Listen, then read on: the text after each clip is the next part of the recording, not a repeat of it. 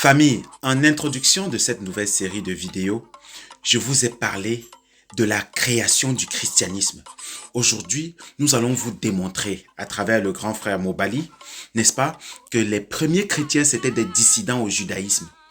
Parce que les Hébreux, il faut bien comprendre que quand l'armée romaine, ou bien l'Empire, les Romains sont arrivés dans le nord de l'Afrique, ils sont passés d'ailleurs par Canaan, n'est-ce pas? Et au début, ils se sont entendus avec les Hébreux, n'est-ce pas, contre les Grecs, mais au fil du temps que les Romains s'installaient, ils étaient obligés de fuir. Et c'est en fuyant donc qu'ils ont créé leurs premières institutions en Irak actuel. Voilà, et c'est de là qu'est né le Talmud, qui est le livre le plus raciste, n'est-ce pas?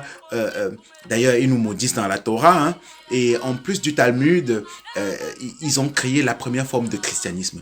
Écoutez, et on va se retrouver dans la prochaine vidéo. Donc il s'agit. Bon, les Romains débarquent en Égypte en moins 30. Donc, les Grecs sont chassés et remplacés par les Romains. Donc l'Égypte passe sous la domination romaine. On était sous la domination grecque, puis maintenant c'est les Romains qui prennent le truc. Voici l'Empire romain. Ok?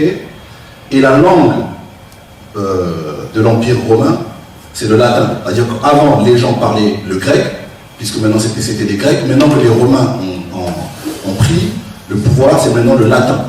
Vous suivez ou pas? Ok.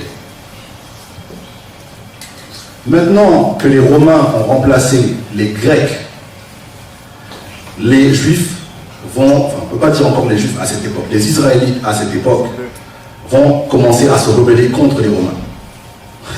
Vous voyez ce que je veux dire? Voilà, parce qu'en fait, au départ, les Romains et les Israélites vont faire un peu alliance. Mais lorsque les Romains vont prendre le pouvoir, vous savez comment ça se passe. En fait, on vient vous libérer, finalement, ceux qui viennent vous libérer, c'est encore pire. Donc c'est un peu ça qui va se passer avec eux. Ok? Et après, ça va créer maintenant un mouvement messianique.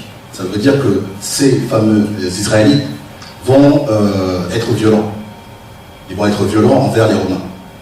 Et ils vont puiser cette violence dans leur littérature, notamment avec Josué. Donc le mouvement messianisme là va espérer avoir un gars de ce calibre. Et ce qui va faire que beaucoup de gens de cette époque vont prendre ce nom, Yeshua. Parce que Josué, c'est le nom en hébreu, Yeshua. D'accord? Donc à l'époque, tu vas là-bas, tu dis Yeshua, tout le monde se retourne parce que dans la salle il y avait des Yeshua. D'accord? C'est ça le problème. Donc c'était un nom populaire à l'époque. Lié aux événements qui se passaient. Vous me suivez? Ok, c'est important.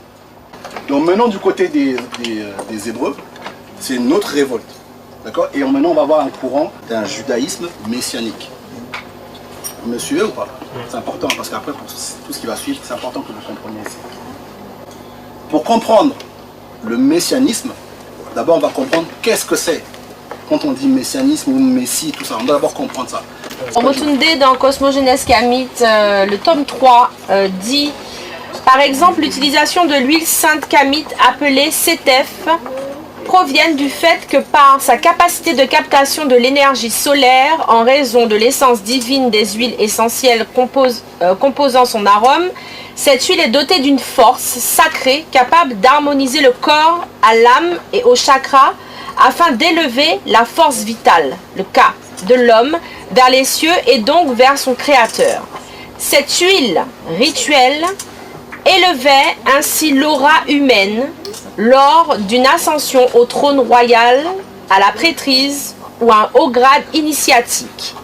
Diodore de Sicile affirme que les premiers à utiliser cette huile furent les Égyptiens, notamment pour les cérémonies d'intronisation des souverains ou des prêtres dans et hors d'Afrique. Attendez, vous avez compris? Qui n'a pas compris? C'est là où il y a le beefsteak, il faut comprendre aussi. Ok? C'est donc de là que provient le rituel de l'onction d'huile hébraïque sur le nouveau prêtre que nous relate le texte de l'Exode. Ok. Chose particulière, cette onction est faite sur le front afin d'ouvrir le troisième œil, soit...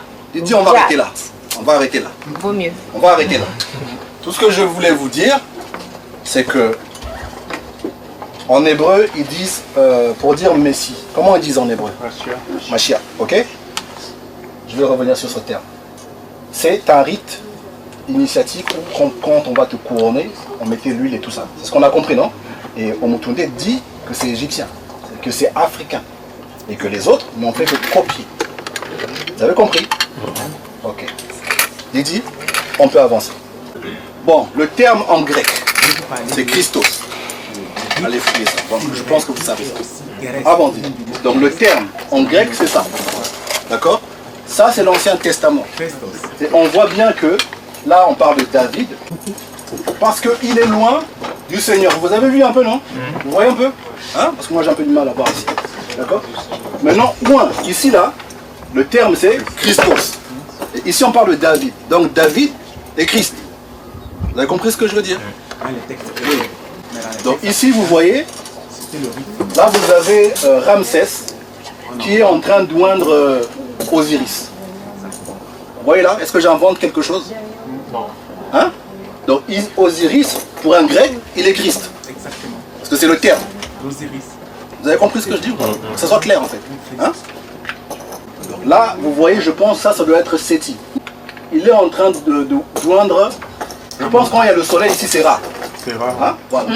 Donc il est en train de le rendre Christ. Pour un grec, quand il voit ça, Ra et Christ. Simple. Avançons. Avançons. C'est pas grave, là je passe. Donc, vous voyez bien déjà chez eux, ils ne peuvent pas documenter ça.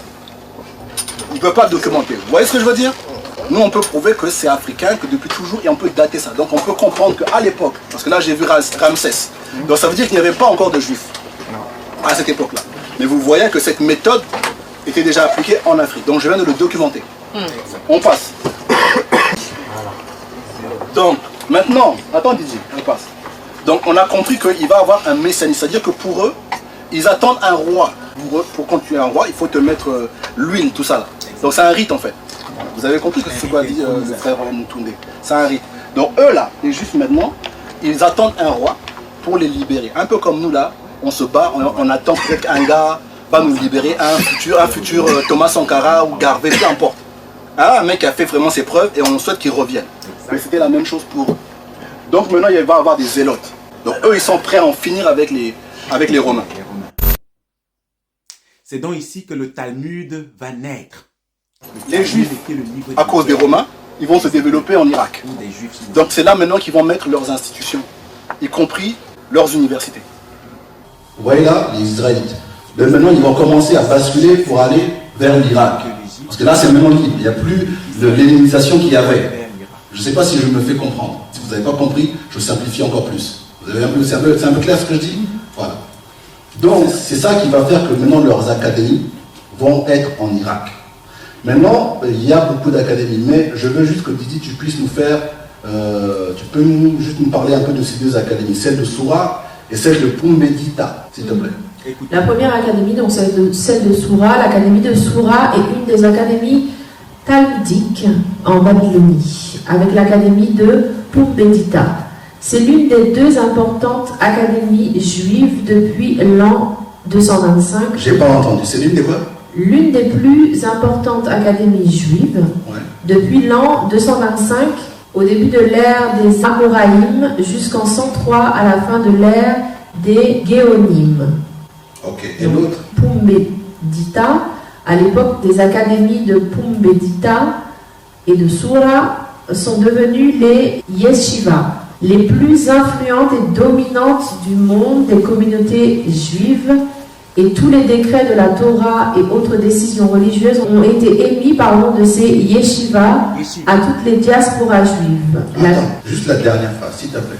Et tous les décrets de la Torah et autres décisions religieuses ont été émis de ces yeshivas à toute la diaspora juive. L'académie Pumbedita a servi de terrain de croissance aux plus grands sages juifs pour les générations à venir. Ok, stop. Vous avez compris que c'est là-bas que ça se passe. C'est là-bas. C'est-à-dire que maintenant, toutes les décisions, c'est là-bas.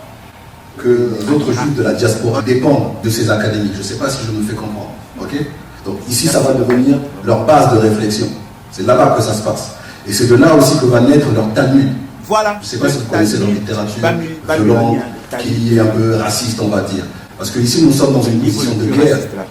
Eux, déjà, ils étaient sur la domination grecque, puis domination romaine, et ils commencent à se rebeller, ils commencent à produire de la documentation anti les autres. Ou c'est pro entre eux. Je ne sais pas, je me fais comprendre. C'est un peu comme nous, les panafricains, on est un peu durs. Voilà, c'est un peu la même chose. On est exagéré et on pire. C'est un peu ça.